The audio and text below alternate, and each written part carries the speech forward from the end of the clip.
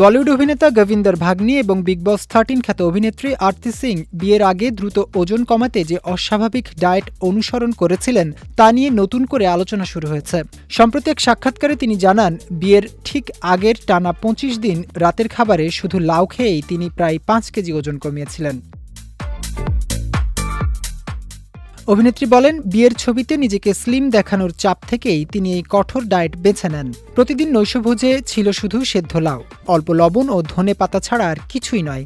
কোনো ভারী মশলা বা অন্য কোনো খাবার তিনি গ্রহণ করেননি। তার মতে দ্রুত ওজন কমানোর লক্ষ্যেই এই সিদ্ধান্ত নেওয়া হয়েছিল।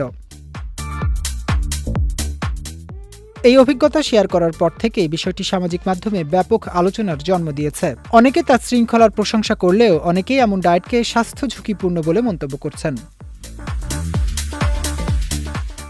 পুষ্টিবিদদের মতে এ ধরনের একঘেয়ে ও কম ক্যালোরির ডায়েট স্বল্প সময়ে ওজন কমালেও তা দীর্ঘমেয়াদে স্বাস্থ্যকর নয়। এতে শরীরে প্রোটিন, ভিটামিন ও স্বাস্থ্যকর ফ্যাটের ঘাটতি তৈরি হতে পারে। পাশাপাশি শরীর থেকে পানি দ্রুত কমে যাওয়ায় ওজন কমে গেলেও প্রকৃত চর্বি কমে না।